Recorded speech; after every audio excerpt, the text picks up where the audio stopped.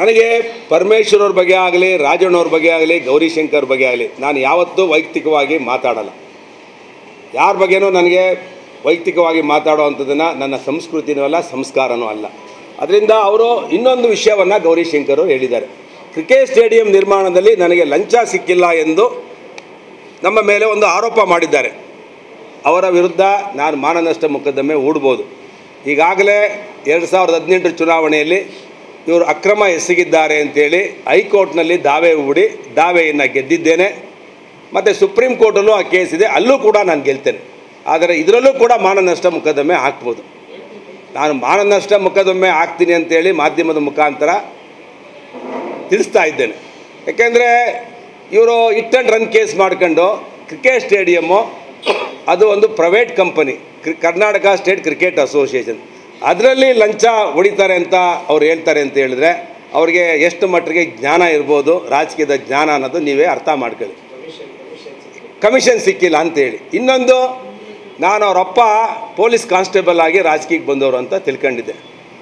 ಅವರು ಜಿಲ್ಲಾ ಉಸ್ತುವಾರಿ ಸಚಿವರಾಗಿದ್ದಾಗ ತುಮಕೂರು ಜಿಲ್ಲೆಯಲ್ಲಿ ಮರಳು ದಂಧೆ, ಮರಳು ಲಾರಿಗಳವ್ರ ಹತ್ರ ಮರಳನ್ನು ಬಿಟ್ಟು ಹೊಡೆಸ್ಕೊಳ್ತಾಯಿದ್ರು. ಅವ್ರು ಕಾಲೇಜ್ ಕಟ್ಟಬೇಕಾದ್ರೆ ಕಬ್ಬಣ ಹೊಡೆಸ್ಕೊಳ್ತಿದ್ರು, ಇಟ್ಕೆ ಹೊಡೆಸ್ಕೊಳ್ತಿದ್ರು ಅಂತ ಹೇಳಿ ನಾನೆಲ್ಲ ಕೇಳಿದ್ದೆ. ಆದರೆ ಗಾಜಿನ ಮನೇಲಿ ಕೂತ್ಕೊಂಡು ಇನ್ನೊಂದು ಮನೆ ಗಾಜಿನ ಮನೆಗೆ ಕಲ್ಲೊಡೆಯಕ್ಕೆ ಹೋದರೆ ಇದು ಸರಿಗಿರಲ್ಲ. ನಾಲಿಗೆನ ಬಿಗಿ ಹಿಡ್ಕೊಂಡು ಗೌರಿಶಂಕರ್ ಮಾತಾಡಬೇಕು. ಇನ್ನು ಮುಂದೆ ಈ ರೀತಿ ಎಲ್ಲ ಆರೋಪಗಳನ್ನು ಮಾಡಿದ್ರೆ ಇದಕ್ಕೆಲ್ಲ ತಕ್ಕ ಉತ್ತರವನ್ನು ಕೊಡಬೇಕಾಗತ್ತೆ. ಇನ್ನೊಂದು ಬಹಳ ಮುಖ್ಯವಾಗಿ ಹೇಳಬೇಕು ಅಂದರೆ, ಚುನಾವಣೆ ಹೊಂದಾಣಿಕೆ ರಾಜಕಾರಣ ಮಾಡೋದ್ರಲ್ಲಿ ಗೌರಿಶಂಕರ್ ಅವರು ನಿಸ್ಸೀಮರು. ಅವರು 3 ಪಕ್ಷ ನೋಡ್ಕೊಂಬಂದಿದ್ದಾರೆ. ಒಂದು ಕಾಂಗ್ರೆಸ್, ದಳ, BJP 3 ಪಕ್ಷಗಳನ್ನು ನೋಡಿದ್ದಾರೆ ಅವರು. 3 ಪಕ್ಷಗಳನ್ನು ನೋಡಿರೋಂಥವ್ರಿಗೆ ಅವರಿಗೆ ರಾಜಕೀಯ ಗುರು ಯಾರಪ್ಪ ಅಂದರೆ ಪರಮೇಶ್ವರ್ ಅವರು. ಅವರು ಮ್ಯಾಚ್ ಫಿಕ್ಸಲ್ಲಿ ಎಕ್ಸ್ಪರ್ಟು. ಅವ್ರಿಗೆ ಜಗದ್ಗುರು ಪರಮೇಶ್ವರ್ ಅವರು.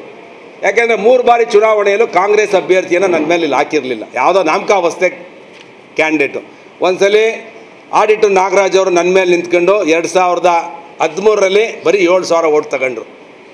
2ನೇ ಬಾರಿ ರಾಯಚಂದ್ರ ರವಿ ಅವ್ರನ್ನ ಹಾಕಿ ಅವರು ಒಂದು 4,000ನೋ 5,000 ಓಟ್ ತಗೊಂಡ್ರು.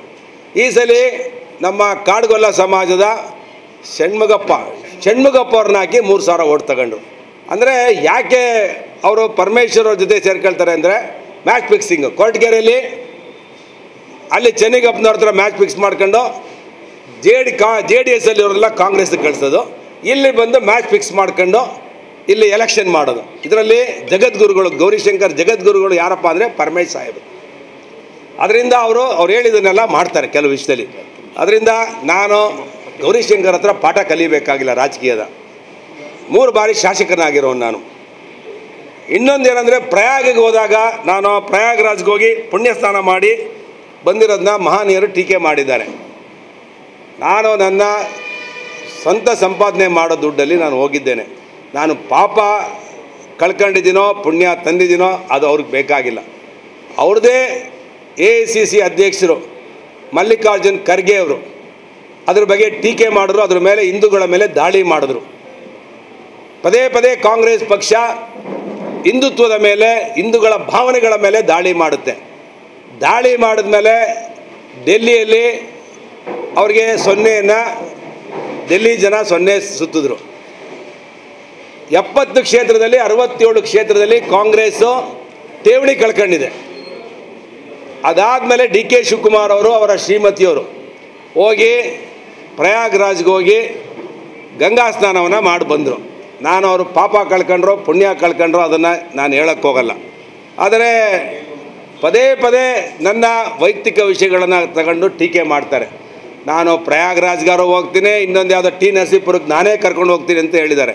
ನನಗೇನು ಭಗವಂತ ದುಡ್ಡು ಕೊಟ್ಟಿದ್ದಾನೆ, ನಾನು ಸಂಪಾದನೆ ಮಾಡೋ ದುಡ್ಡಲ್ಲಿ ನಾನು ಹೋಗ್ತೀನಿ. ಅದನ್ನು ವೈಯಕ್ತಿಕ ವಿಷಯಗಳನ್ನು ಟೀಕೆ ಮಾಡೋದು ಅವರಿಗೆ ಶೋಭೆ ತರೋದಂಥದ್ದಲ್ಲ, ಗೌರವ ತರೋದಂತಲ್ಲ ಅಂತೇಳಿ ನಾನು ಪತ್ರಿಕಾ ಮುಖಾಂತರ ತಿಳಿಸೋದಕ್ಕೆ ಇಷ್ಟಪಡ್ತೇನೆ.